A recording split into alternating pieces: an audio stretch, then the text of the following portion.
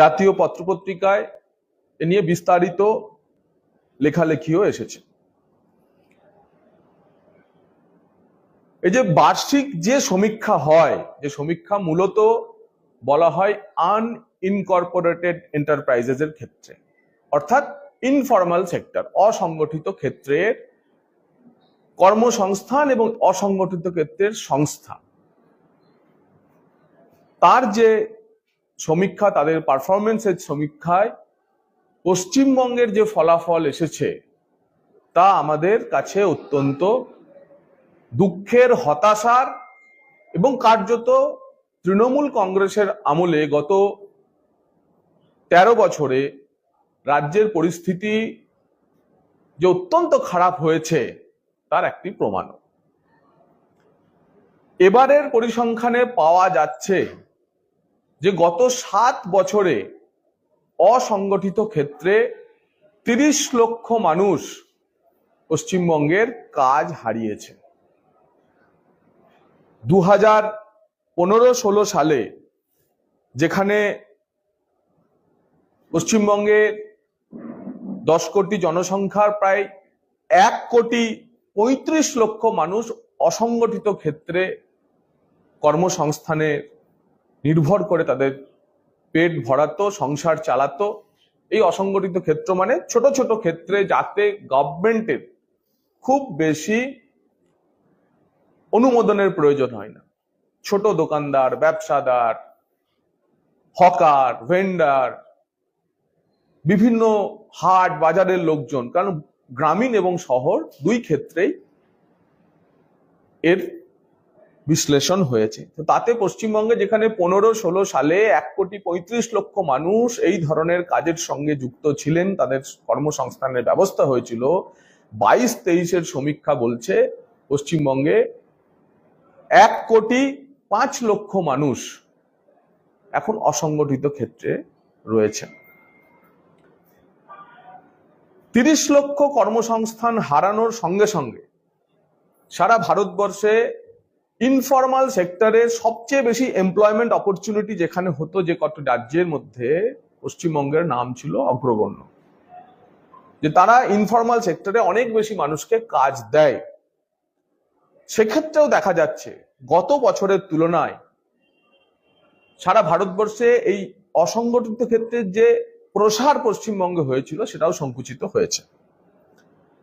তথ্য বলছে যে 2021-22 সালে সারা ভারতবর্ষের অসংগঠিত ক্ষেত্রের যা অবয়ব ছিল তার 12.31% পশ্চিমবঙ্গ কন্ট্রিবিউট করত, পশ্চিমবঙ্গ থেকে যেত।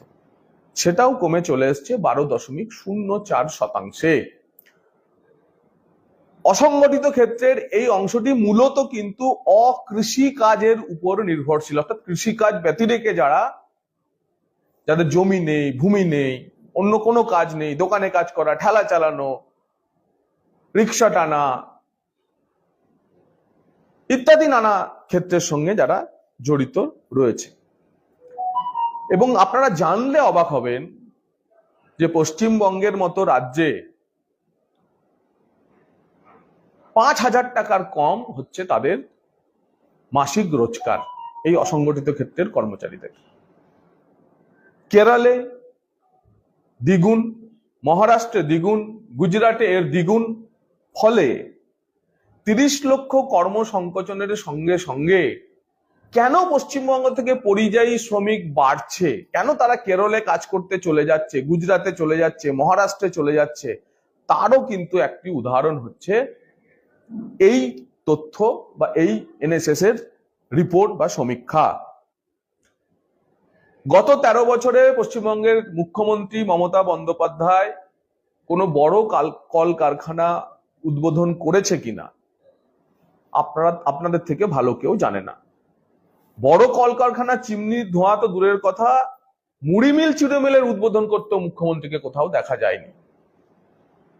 এইরকম একটি পরিস্থিতিতে এমন হতে পারে, যদি সুখবর হতো আমাদের জন্য, যে ইনফর্মাল সেক্টর সংকুচিত হচ্ছে, ফর্মাল সেক্টরে চাকরি বাড়ছে, মানুষ আরো দক্ষ হচ্ছে, স্কিলড হচ্ছে, দক্ষ মানুষ ফর্মাল সেক্টরে, নতুন নতুন কলকারখানা হচ্ছে, নতুন নতুন সরকারি চাকরি তৈরি হচ্ছে, নতুন নতুন পরিষেবা ক্ষেত্রে মোটা মাইনের বেসরকারি নিয়োগ হচ্ছে। তা পশ্চিমবঙ্গে নেই, সেটাও সকলে জানে। এবারের বাজেটে পশ্চিমবঙ্গের কর্মসংস্থানের লক্ষ্য কত গতবার পর্যন্ত দেওয়া হয়েছিল, এবারে সেটাও আর দেওয়া হয়নি। এবারে রাজ্য বাজেটে ভোট অন অ্যাকাউন্ট যে পেশ করা হয়েছে, তার ফলে যেখানে ফর্মাল সেক্টরের কোনো স্বচ্ছতা নেই, আপনারা কেউই দেখাতে পারবেন না। আপনাদের যদি প্রথম 5টা কারখানার গত 5 বছরে উদ্বোধন হয়েছে তার তথ্য বলতে বলা হয়, সংবাদ মাধ্যম, সচেতন নাগরিক পশ্চিমবঙ্গের কেউ বলতে পারবে না লাস্ট কোন 5টা কারখানা উদ্বোধন হয়েছে। 2011 সালে যখন বুদ্ধদেব ভট্টাচার্য সরকার চলে যায়, এই 10-11 সালের আর্থিক সমীক্ষায় বলা হয়েছিল 15,000 কোটি টাকার বিনিয়োগ এসেছিল। 12-13 সালের সেটি নেমে এসেছিল 124 কোটি টাকায়। তারপর থেকে শিল্প দপ্তর সেই তথ্য ইকোনমিক রিভিউতে দেওয়া বন্ধ করে দিল, এবং এখন কেন্দ্রীয় বাণিজ্য মন্ত্রকের রিপোর্ট অনুযায়ী গড়ে 2 থেকে 2,500 কোটি টাকা বিনিয়োগ, নতুন বিনিয়োগের কথা বলা হয়। যদিও আমরা জানি বিজিবিএস এর মাধ্যমে 15 লক্ষ, 16 লক্ষ, 17 লক্ষ, এবং কেন সেটা 117 লক্ষ, 118 লক্ষ নয় কোটি টাকার বিনিয়োগ প্রস্তাব, সেই প্রশ্ন আমরা করতে পারি।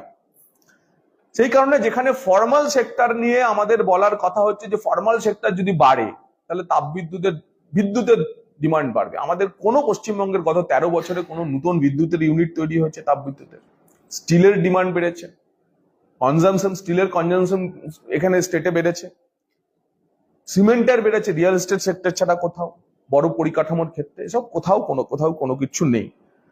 ফলে এই ইনফর্মাল সেক্টর, যার উপর ভিত্তি করে পশ্চিমবঙ্গের অর্থনীতিটা চলতো, ছোট ছোট দোকান, ছোট ছোট ব্যবসা, ঠেলাওয়ালা, হকার ইত্যাদি, আজ তাদের অবস্থাও খারাপ। সেই কারণে পশ্চিমবঙ্গের আজকে মোস্ট শর্ট ফর জব হচ্ছে 100 দিনের কাজ। শাসক দল দাবি করে আমরা মাটি কাটবো, শাসক দল বলে না সরকার কাজ দিতে পারছে না, বেসরকারি খাতে কাজ উৎপাদন হচ্ছে না, ইনফর্মাল সেক্টরের অন্ততপক্ষে অ্যাসিওর জব পাওয়া যাচ্ছে, তাই মাটি কাটাও। এ হচ্ছে সরকারের মূল দাবি, এ রাজ্যের মূল দাবি। বাঙালি হিসেবে যা আমাদের কাছে অত্যন্ত যন্ত্রণা। তার কারণ ইনফর্মাল সেক্টরের এক্সপ্যানশন, অ্যানুয়াল যে মিনিমাম রোজগার এবং এই পরিসরের বৃদ্ধি, তা তথাকথিত বিমারু রাজ্য বলে আমি তাদের নাম বলতে চাই না, আমরা যাদেরকে বলতাম অমুক রাজ্য তমুক রাজ্য, তাদের থেকেও আমরা আজকে পিছিয়ে পড়ছি। সেই কারণে পশ্চিমবঙ্গের শিক্ষিত বেকাররা ভিন রাজ্যে স্টেশনে শুয়ে থেকে পরের দিনে শিক্ষক নিয়োগের পরীক্ষায় যাচ্ছে।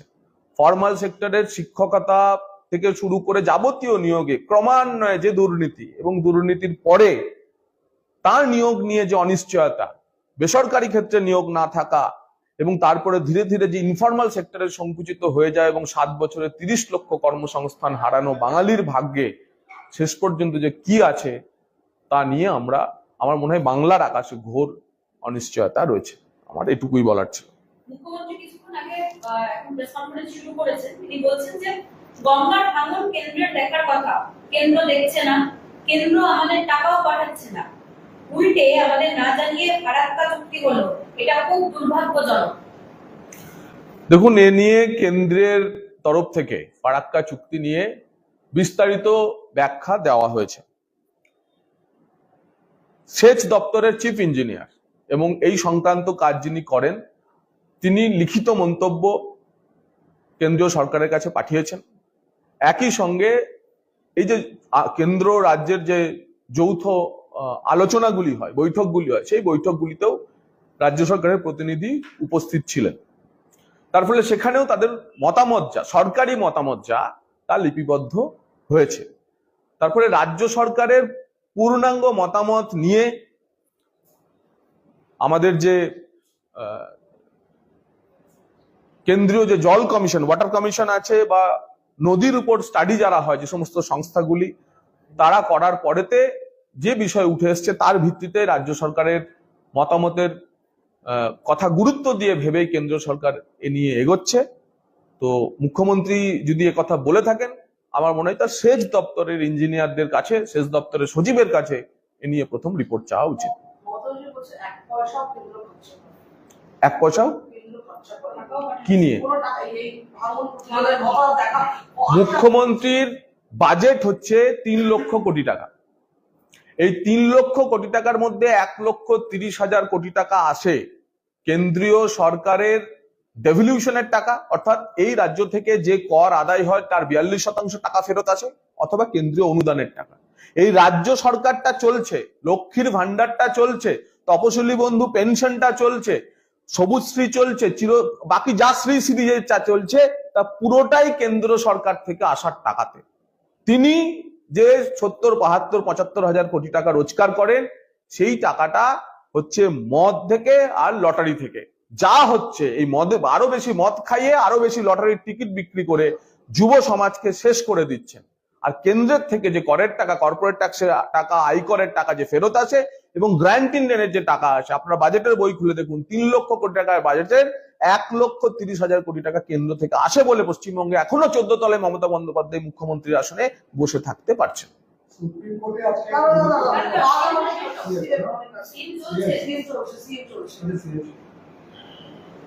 জলপাইগুড়ি সদর মিউনিসিপ্যালিটিতে ব্যাপক ক্ষতি হয়েছে, 500 মানুষ সেখানে আশ্রয় নিয়েছে। আমরা সব থেকে বেশি সাফারার, বাংলা সবসময় সাফারার হয়ে থাকছে। বাংলার অবস্থা নৌকোর মতো, এখানে তিস্তার জল, বর্ষার জল এখানে ঢোকে, কিন্তু কেন্দ্র বাংলা নিয়ে চিন্তিতই নয়। এসডিআরএফ এবং এনডিআরএফ, এই যে অর্থাৎ রাজ্য বিপর্যয় তহবিলা প্রকল্প এবং জাতীয় বিপর্যয় মোকাবিলা তহবিল যে আছে, দুটি তহবিল, এই দুটি তহবিলই অর্থ কমিশনের সুপারিশে অর্থ কমিশনের তৈরি করে দেওয়া, গাণিতিক উপায়ে তৈরি করে দেওয়া, বিজ্ঞানসম্মত উপায়ে তৈরি করে দেওয়া ফর্মুলার ভিত্তিতে এর ফান্ড অ্যালোকেশন হয়। রাজ্যের পপুলেশন, রাজ্যের সাধারণত প্রাকৃতিক বিপর্যয়ের প্রবণতা, এসব দিয়ে অর্থ কমিশন হচ্ছে এটা নির্দিষ্ট করে দেয়। উনি ওনার মতো করে রাজ্য চালায়, কিন্তু অর্থ কমিশনের রেকমেন্ডেশন মেনে কেন্দ্র সরকার কেন্দ্রের টাকা চালায়। কিন্তু প্রধানমন্ত্রীরও নাক গলানোর ক্ষমতা নেই যে অর্থ কমিশন বলে দেওয়ার পর রাজ্যগুলিতে কিভাবে টাকা যাবে তা নিয়ে তিনি কিছু বলবেন। উনি ওনার মতো ভাবছেন হয়তো, কিন্তু জাতীয় বিপর্যয় মোকাবিলা তহবিল থেকে এবং রাজ্য বিপর্যয় মোকাবিলা তহবিল থেকে একেবারে বিজ্ঞানসম্মত উপায়ে, গাণিতিক উপায়ে যে টাকা আসে, সেই টাকা দিয়ে রাজ্য সরকারের এই ধরনের পরিস্থিতি তৈরি হলে তা সামলানোর কথা। যদি তিনি সামলাতে না পারেন, এনডিআরএফ কে ডাকুন, কেন্দ্র সরকারকে চিঠি লিখুন, কেন্দ্র সরকার নিশ্চয়ই সহযোগিতা করবে। বলছেন এলাকা উন্নয়নের জন্য একটা 700 কোটি টাকা প্যাকেজ তৈরি হয়েছে, আমাদের না জানিয়ে এখন ফারাক্কা চুক্তি হয়েছে, আবার রিনিউ করব, বিহারও এসে যায় না। যে কোনো চুক্তিতে আমি তো বললাম যে ফারাক্কা চুক্তি হোক বা বাকি কিছু হোক, যুক্তরাষ্ট্রীয় কাঠামো মেনেই হয়েছে।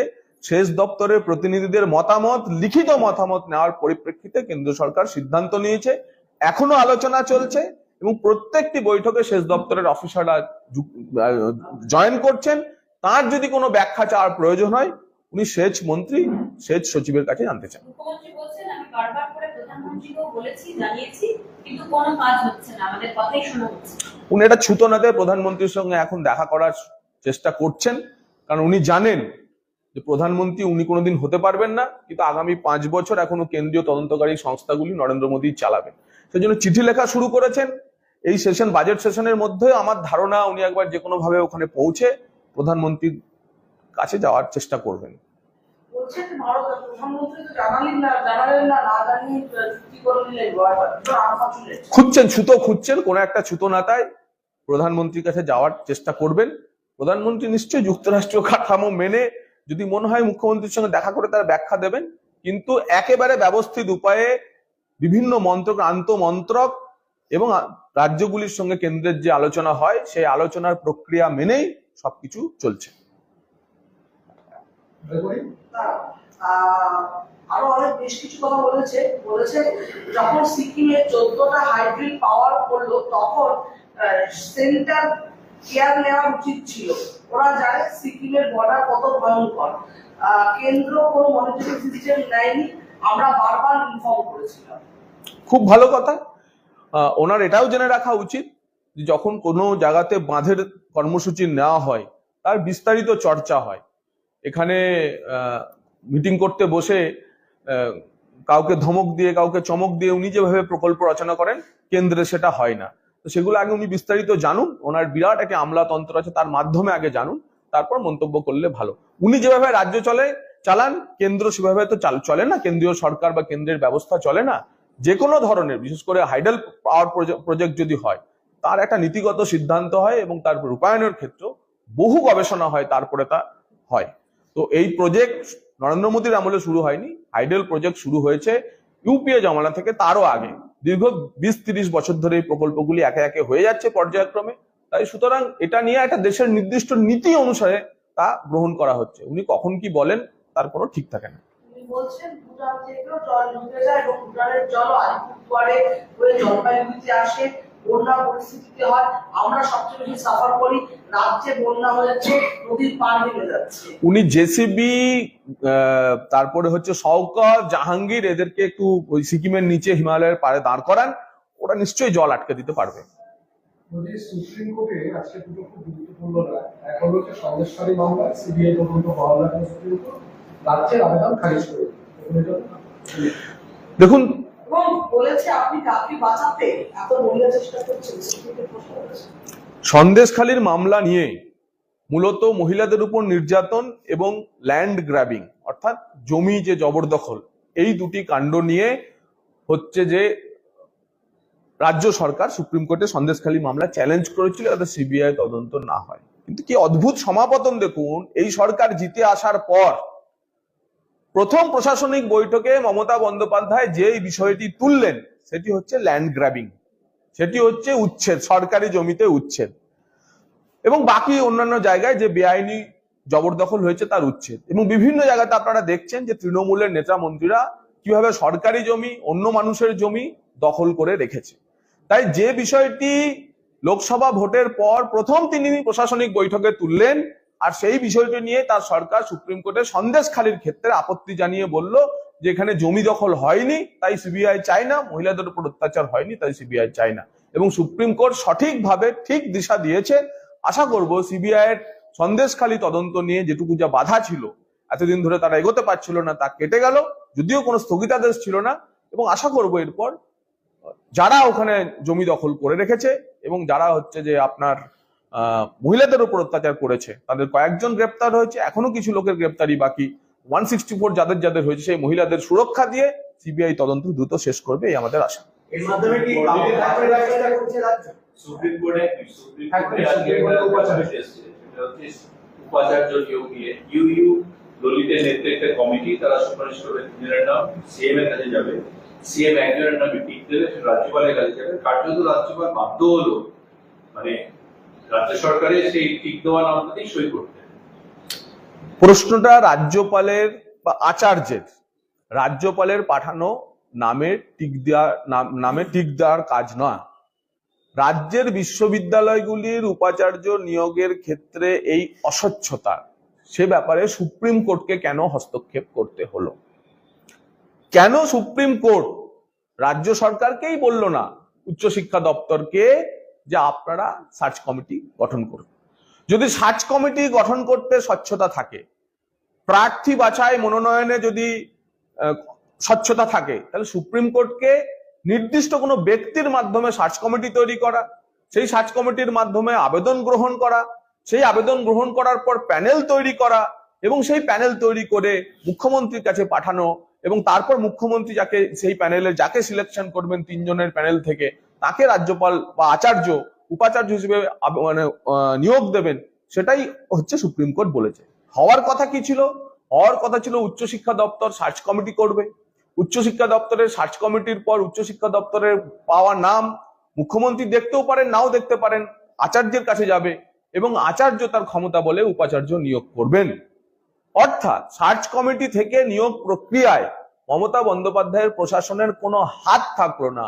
আসলে tick mark supreme court Mamata বন্দ্যোপাধ্যায়কে মারতে বলেছেন, এবং মারতে তাদেরকেই বলেছেন যে প্রথম 1, 2, 3 যে যোগ্য প্রার্থীদের বেছে দেওয়া হবে সুপ্রিম কোর্টের নেতৃত্বাধীন কমিটি, তার মাধ্যমে।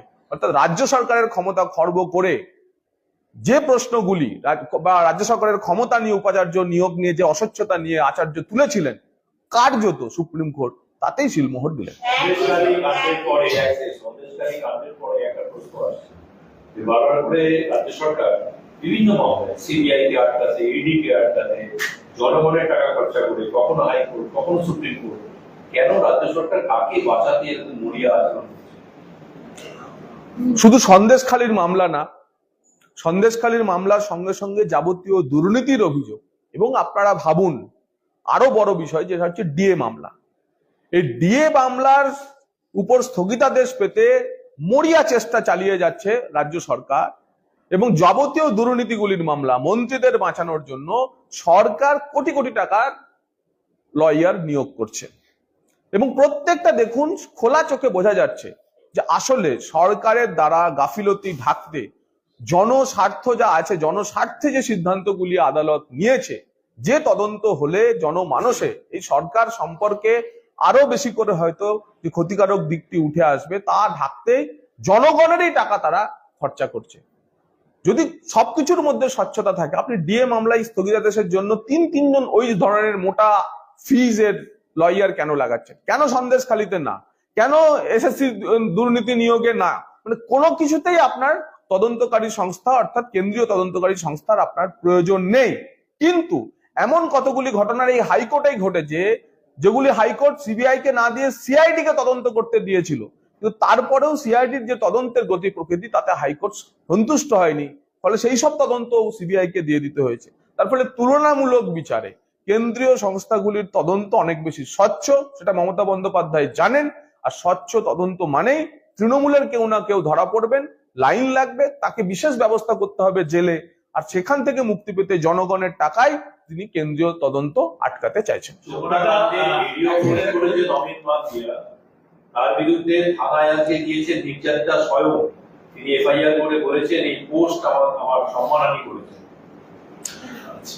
দেখুন, ওই পোস্ট যতক্ষণে অমিত মালব্যজি টুইট করেছিলেন তার আগেই সারা বিশ্ব দেখে ফেলেছিল, এবং ওই মহিলাকে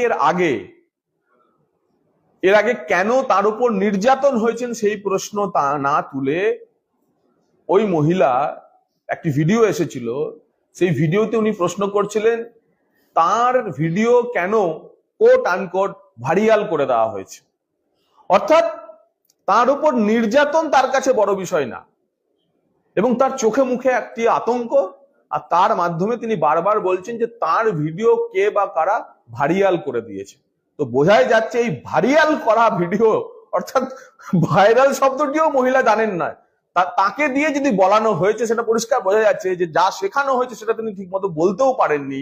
তার পরিপ্রেক্ষিতেই আজকে হচ্ছে যে ধরুন এফআইআর লেখা বা বাকি কিছু হচ্ছে।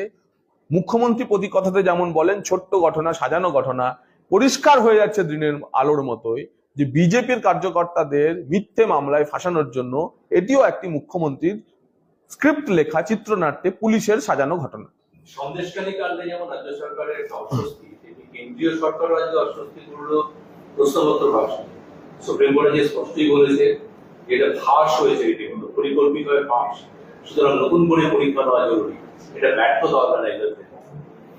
দেখুন, এ নিয়ে কেন্দ্রীয় শিক্ষামন্ত্রী সাংবাদিক সম্মেলন করে এই ত্রুটি বিচ্যুতি নিয়ে তার বিস্তারিত ব্যাখ্যা করেছেন, এবং সেখানে তিনি বলেছিলেন যে এই যে ত্রুটি এবং গলতির কারণে যে ঘটনাগুলি ঘটেছে তা নিয়ে দোষীদের কঠোর শাস্তি, আর একই সঙ্গে এত পরীক্ষার্থী পরীক্ষা দিয়েছেন, সৎভাবে যারা পরীক্ষা দিয়েছেন তাদের যে স্কোর কার্ড, তাদের যেন ক্যারিয়ার, তাদের যেন তাতে কোনো ক্ষতি না হয়। এবং সুপ্রিম কোর্টের সামনে এনটিএ এর পুরো ব্যবস্থা নিয়ে কেন্দ্রীয় সরকার তার যাবতীয় মতামত রেখেছেন।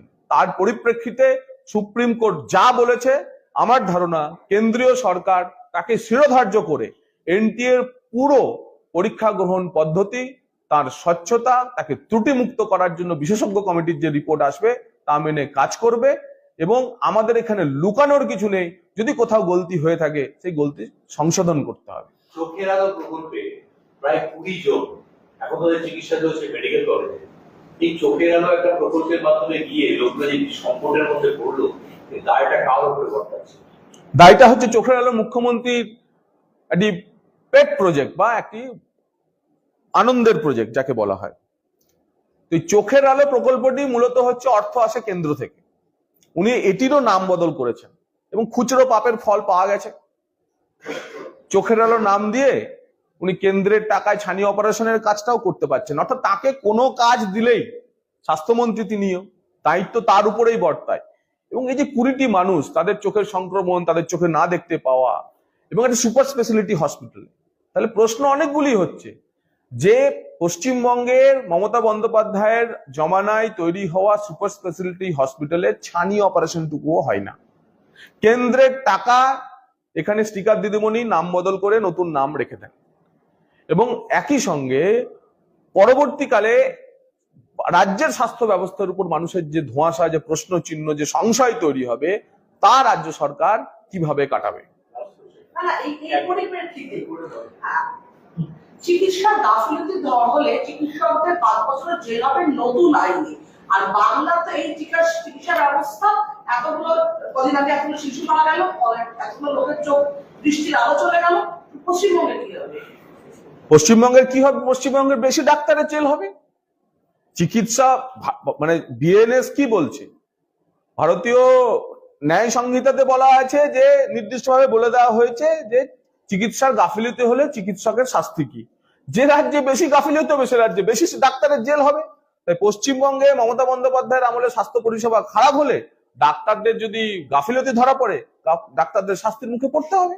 ভাঙড়ে গতকাল গণপিটুনিকে আবার একটা মৃত্যু ঘটনা ঘটেছে।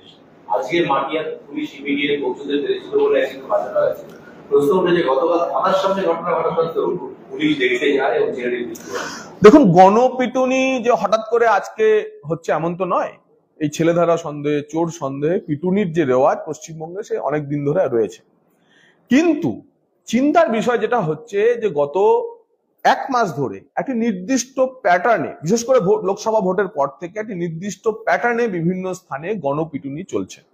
এই গণপিটুনি প্রমাণ করছে, ধারাবাহিকভাবে চলতে থাকায়, প্রশাসন কোনোভাবে তাকে নিয়ন্ত্রণ করতে না থাকায় প্রমাণ হচ্ছে যে পশ্চিমবঙ্গের লুম্পেন রাজ বহাল। পশ্চিমবঙ্গে আইন শৃঙ্খলা বলে কিছু নেই। পশ্চিমবঙ্গের পুলিশ টেবিলের তলায় ঢুকে যেতে পরিস্থিতি তৈরি হলে পছন্দ বেশি করে।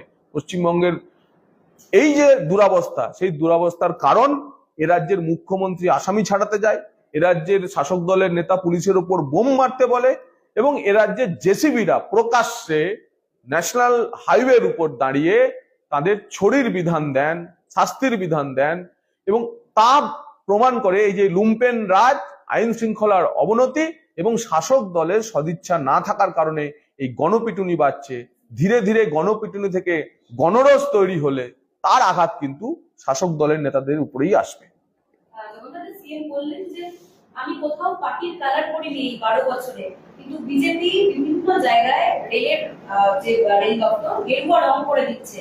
সিএস কে বলবো এগুলো নিয়ে কথা বলো, মানুষের রং কি ওরা গেরুয়া করে দিতে পারবে? Very difficult days are going on. সুস্বাস্থ্য কেন্দ্র গেরুয়া রং না করলে টাকা দেবে না বলছে। মুখ্যমন্ত্রীকে অনুরোধ করব, পিডব্লিউডি ম্যানুয়ালে রাস্তার মাঝের বুলেভার্ড, রাস্তার যে সিগন্যাল বা রাস্তার যে রং নীল সাদা সারা পশ্চিমবঙ্গের হয়েছে, তার কি কালার প্রেসক্রাইব করা আছে তা উনি দেখুন। পিডব্লিউডির ম্যানুয়াল রোড কংগ্রেসের ম্যানুয়ালকে সম্পূর্ণ উপেক্ষা করে পশ্চিমবঙ্গের মধ্যে সবচেয়ে বেশি পরিমাণে হচ্ছে সরকারি বাড়ি, রাস্তা, সরকারি এস্টাবলিশমেন্টকে নীল সাদা রং তিনিই করেছেন। তিনি এই দোষে দুষ্ট। আপনারা ভুলে যাবেন না যে উনি কলকাতা কর্পোরেশনে একটি নির্দিষ্টভাবে নিয়মও চালু করেছিলেন, বিধিও চালু করেছিলেন যে কেউ যদি তার বাড়ি নীল সাদা রং করে তাকে কর ছাড় দেওয়া হবে। তো রাজনীতিকরণ তিনি শুধুমাত্র সরকারি বাড়ি, রাস্তাতে নামিয়ে আনেননি, তিনি সাধারণ মানুষের মধ্যেও নীল সাদা ঢোকাতে চেয়েছিলেন, তৃণমূলীকরণ করতে চেয়েছিলেন এই কলকাতা শহরের। তাই মমতা বন্দ্যোপাধ্যায়ের উচিত, রাজ্যের মুখ্যমন্ত্রীর উচিত আগে নিজের দিকে তাকানো, এরপরে তিনি অন্যের দিকে আঙুল তুলবেন। ঠিক আছে? আচ্ছা, রেলের দায়িত্ব নিতে হবে। রেলের অবহেলার জন্য ট্রেনের জল জমছে, তাছাড়া ডেকো হচ্ছে।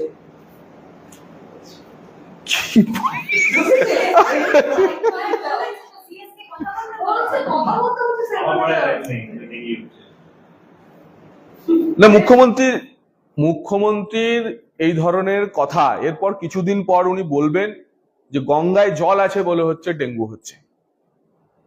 রেলে জল জমছে বলে যদি ডেঙ্গু হয়, তাহলে এরপর বলবেন গঙ্গায় জল আছে বলে গঙ্গার জল থেকে ডেঙ্গু হচ্ছে। বাস্তবতা হচ্ছে যে ডেঙ্গু এবং ডেঙ্গু পরিষেবার মূল কারণ যে পরিচ্ছন্নতা, সেই কাজটি পুরসভা, সেই কাজটি পঞ্চায়েতে। পুরসভা পঞ্চায়েতকে সেই কাজ না করতে বলে তার পুরসভার মেয়র বলছে দাওয়াতে ইসলাম, আর উনি বলছেন যে রেলের দায় ডেঙ্গু হওয়ার জন্য। উনি ওনার মেয়রকে বলুন যে দাওয়াতে ইসলাম না দিয়ে দাওয়াতে ডেঙ্গু মুক্ত কলকাতা করার জন্য মেয়র কাজ করুন, তাহলেই কাজ হবে। এটা একটুখানি বলতে যে এটা একটা আলাদা ফিরাদ হাকিমের এই যে দাওয়াতে ইসলাম এবং ইসলাম ঐক্য বলে যে একটা উনি বললেন যে ঐক্য বাড়ছে, এটা কেউ দাওয়াতে পারবে না, একটা মুসলিম সংগঠন অনুষ্ঠানে মেয়র এবং মহান নাগরিকের পদে বসে এরকম একটা বক্তব্য এবং কিভাবে দেখছে? দেখুন, কলকাতার মহানাগরিক, একই সঙ্গে রাজ্যের পুর ও নগরোন্নয়ন মন্ত্রী, তার মুখে দাওয়াতে ইসলামের কথা, অর্থাৎ হিন্দুদের ধরে ধরে মুসলমান বানাও, এই কথা অত্যন্ত দুর্ভাগ্যজনক। আপনারা এই কথার যে ব্যাখ্যাই করুন না কেন, ফিরহাদ হাকিম, জনাব ফিরহাদ হাকিম সাহেবকে ধন্যবাদ, তিনি পশ্চিমবঙ্গের আপামর বাঙালিকে সুরাবর্দির কথা মনে পড়িয়ে দিয়েছেন। তিনি পশ্চিমবঙ্গের আপামর বাঙালি হিন্দু উদ্বাস্তু হিন্দুকে নোয়াখালীর কথা মনে পড়িয়ে দিয়েছেন। জনাব ফিরহাদ হাকিম হিন্দুদের ঐক্যবদ্ধ করতে সহযোগিতা করছেন, এবং জনাব ফিরহাদ হাকিম, আপনি আপনার এই লাইন চালিয়ে যান। মমতা বন্দ্যোপাধ্যায়কে আপনাকে মেয়র পদে রাখার জন্য ব্ল্যাকমেল করার, এটি আমার মনে হয় উপযুক্ত পদ্ধতি। কারণ শেষ পর্যন্ত আপনি দুর্গাপুজো করা জনাব ফিরহাদ হাকিম, আপনাকে মনে হয় এ ছাড়া আর কোনো পথ ছিল না। এবং আগামী দিনে আপনি যে মুসলমান নেতা মমতা বন্দ্যোপাধ্যায়ের কাছে আপনাকে সেটা প্রমাণ করতে হবে। আপনি মরিয়া হয়ে প্রমাণ করুন বাংলার হিন্দুদের আপনি এক করছেন, তার ফল আপনি 26-এর নির্বাচনে পাবেন। স্পিকার বলছেন জ্যোতিবাবু অনেক বড় মনের মানুষ, অনেক বড় প্রশাসক ছিলেন, মমতা বন্দ্যোপাধ্যায়ের সঙ্গে কারো তুলনা হয় না, অনেক বেশি মানবিক। আগের মুখ্যমন্ত্রীদের কাছে পার্টি আগে, তারপর মানুষ, আর মমতা বন্দ্যোপাধ্যায়ের কাছে সবার আগে মানুষ, তারপর সব। আমি জানি না কোন রাজনৈতিক নেতার কাছেই মানুষের আগে অন্য কেউ হন কিনা। যে কোনো রাজনৈতিক প্রাণী মানুষের জন্যই বেঁচে থাকে, মানুষের কথাই বলে, মানুষের কাজই করে। তাই স্পিকার কোন দিকে তাকিয়ে এ কথা বলেছেন আমি জানি না। সাধারণত বিধানসভার চেয়ারে বসে ডান দিকে তাকানোই তার অভ্যাস, আর তারপরে ডান দিকের অনুমোদন ক্রমে কথা বলাই তার হ্যাবিট। সিএসসি বিদ্যুতের দাম বাড়িয়ে দিয়েছেন, কিন্তু মুখ্যমন্ত্রী বলছেন যে তাদের সঙ্গে কোনো কথাও হয়নি, তাদের জানানোও হয়নি, তিনি কিছু জানেন না। অন্তত আমাদের সঙ্গে কথা বলে নিয়ে বিদ্যুতের ইউনিট বাড়াতে পারেন। আমরা জানতাম না, একবার কথা বললে পারতো। মাননীয় মুখ্যমন্ত্রী 13 বছর রাজ্য চালাচ্ছেন, বিদ্যুতের দাম কিভাবে বাড়ে তার কাছে অজানা থাকার কথা নয়। কেন মানুষকে ঠকাচ্ছেন? রাজ্য বিদ্যুৎ নিয়ন্ত্রণ কমিশন, সেখানে বসানো আমলারা, তারা আপনার কথা শুনছে না। আপনার ছাপ প্রসাদেরই তো সেখানে বসিয়ে রেখেছেন, এবং আপনার অঙ্গুলি হেলন ছাড়া কোনোভাবেই কলকাতা শহরে বিদ্যুতের দাম বাড়েনি। তাই কলকাতা